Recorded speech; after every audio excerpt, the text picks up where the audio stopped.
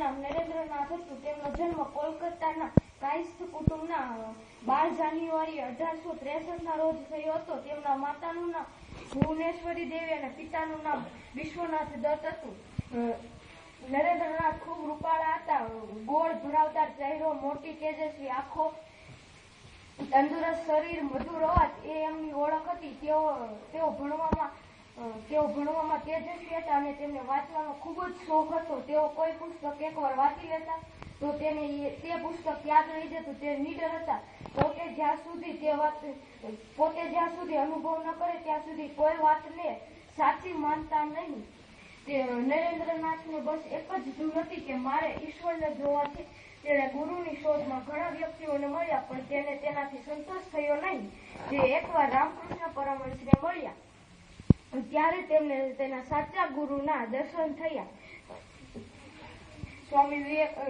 નરેન્દ્રનાથ 23 વર્ષની ઉંમરે ભગવા વસ્ત્રો પહેરી સંન્યાસી બની ગયા. સ્વામી રામકૃષ્ણ પરમહંસે તેમને સ્વામી વિવેકાનંદ નામ આપ્યું. 30 વર્ષની વયે સ્વામીજીએ અમેરિકાના શિકાગો શહેરમાં ભરાયેલી ધર્મ પરિષદ સભામાં હાજરી આપી. ત્યારે તેના શબ્દોથી તેણે દુનિયામાં ભારતીય સંસ્કૃતિનો ડંકો વગાડ્યો હતો.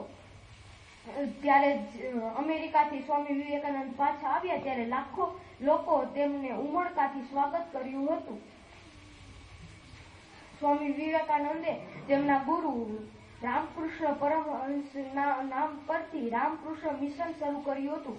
આ સંસ્થા આજે પણ શિક્ષણ અને સેવાના કાર્યો કરે છે. સ્વામી વિવેકાનંદ યુવાનોને સૂત્ર આપ્યું હતું, ઉઠો, જાગો અને ધ્યેય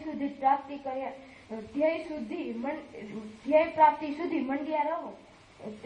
સ્વામી વિવેકાનંદનું 39 વર્ષની નાની વયે તેમનું મૃત્યુ થયું હતું. તે એક સાચા દેશભક્ત હતા.